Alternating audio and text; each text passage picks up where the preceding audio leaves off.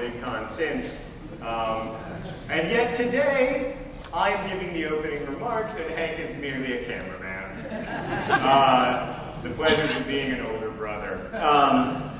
So, this is really exciting for us. It's really exciting to be back here and to have an opportunity to spend a day talking about this business that we all care about so much and that we all want to see grow and continue to grow and hopefully grow faster than it has.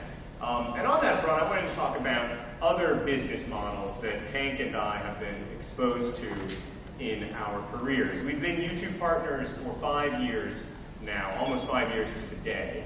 And but we've also had lots of other jobs. Hank founded the environmental technology website EcoGeek. He also co-owns DFTBA Records, a music and merch company. And he's a musician, a very successful musician. His last album made the Billboard charts. I don't have that many jobs. I just have the one job. I write novels.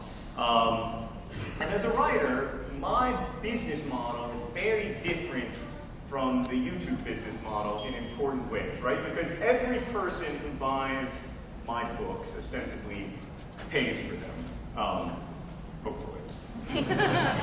And as a musician, Hank has a different model too, because he combines album sales with touring and merch. I've also worked as a commentator at National Public Radio, where they have a very different business model, one that combines corporate sponsorship with listener contributions. Online video, on the other hand, has so far at least relied primarily on business models that rely upon advertising and other forms of what I call direct corporate patronage. And today we're going to discuss the present and the future of this business that we love so much.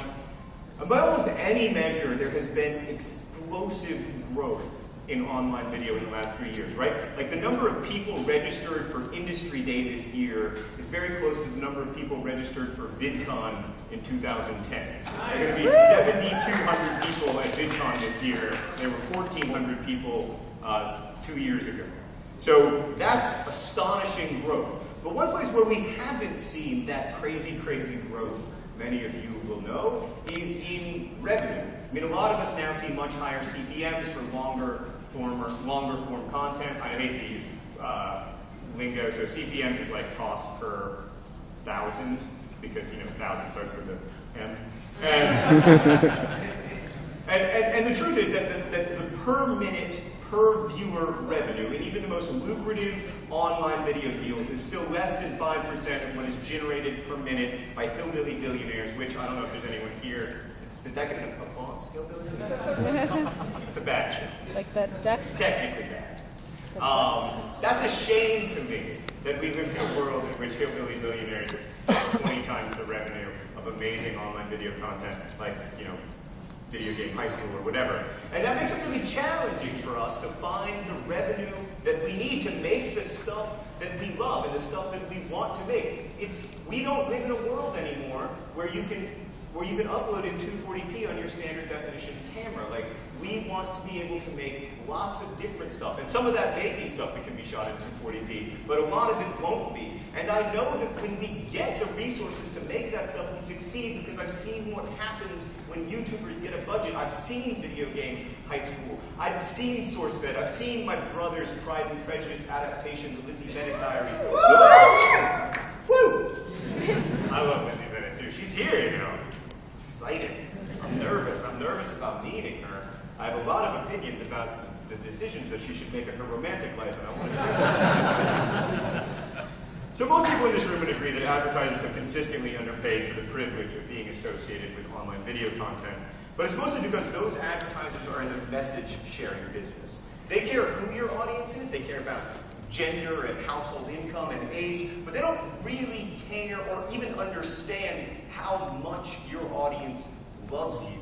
And that's what makes us unique. That's the metric that matters to us as YouTubers. Not how many people watch me, but how many people care about the stuff that I'm making and feel deeply engaged in it. How many people want to be a part of the community of viewers that we're building. So in my other job as a writer, there's some interesting parallels between the online video world and the book world. Now obviously, the business model is very different, but there are millions of books that are published every year. They get between 0 and 1,000 readers, just like on YouTube. There are hundreds of thousands of books that get published every year that get between 1,000 and 10,000 readers, just like on YouTube. And there are only maybe, say, 500 books that get over 500,000 readers per year. And in some ways that's similar to YouTube, although YouTube has a bigger high end than publishing does. What's interesting to me is that I've been fortunate to live in all three of those categories. Well, I guess I wasn't that fortunate to live in the first one. But I've been fortunate to live in all three of those categories. And when I look at why my most recent book, The Fault in Our Stars, has spent 25 consecutive weeks on the New York Times bestseller list, it's not because of me. It's really not. And on some level, it's not even because of the book. It's because my publisher spent 10 years investing their time and their expertise in my writing career, making me a better writer, making them able to publish me better, and that resulted in this. We don't have a model like that in online video today. We don't have a good way of developing talent. We don't have a way of making that long-term investment that Penguin made in my work over the 10 years before I wrote The Fault in Our Stars. I think networks like Maker and Machinima and Revision 3 have the potential to play that role, the role that publishers have traditionally played in the book business, investing in talent, adding value through production assistance, marketing, sales efforts. But I'm not sure that model, or in any model that involves high production values, can make sense in a world that's funded wholly by advertising. And if not, I'm wondering whether there are paths that blend multiple revenue streams that we can turn to, as people like Freddie, Wong, and Brandon have done so successfully with Video Game High School. The other disadvantage of advertising, of course, is that viewers kind of hate it. And it doesn't do much to strengthen communities. And emerging models for funding content, especially merchandising, I think can. And I think they're very promising in that respect. So it's all fine and good to let Mitt Romney advertise on your video for $5 CPMs about how Obamacare is unconstitutional, apparently not. But I wrote that before I knew the decision, so I had two jokes. But you might be able to make more money and alienate fewer of your viewers by making a t-shirt for them that they'll like and that they'll want to own, versus forcing them to see an advertisement that they might not like and might not be grateful to have seen. And when done correctly, I think in the end this leads to much higher CPMs as well as a closer and more active community. I mean, our CPMs for our t-shirts are north of $25. But more importantly, it gives viewers something that they want and that they're grateful to have. Our viewers didn't buy The Fault in Our Stars because I asked them to buy it. In fact, I never asked them to buy it. And Philip DeFranco doesn't sell a gajillion posters merely because he gets a lot of impressions.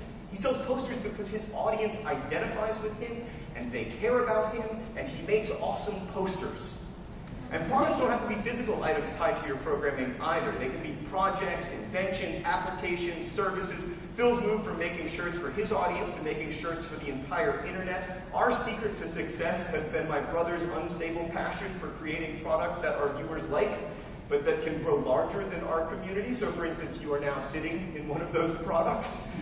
Vidcon is something that we could never have created without Nerdfighteria, and to this day can't create without Nerdfighteria. And as more creators see more growth in merch and more success with Kickstarter and other models, I really believe that we become less wholly dependent upon advertising, which in turn makes us more valuable to advertisers.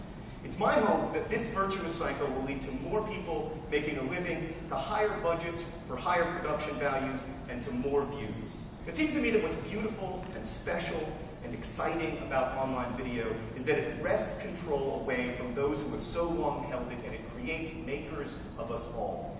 But can we continue to evolve away from those TV-based models using lessons from other worlds like publishing, music, public radio, online comics, to better reflect the real value in our videos? I hope so. And I hope that in the process we can find better ways to honor the core commitment we make to all of our audiences, to be honest with them, and to make things not just for them, but with them. So a couple housekeeping notes before I bring on our first speaker. First, wear your name badge. Don't not wear your name badge.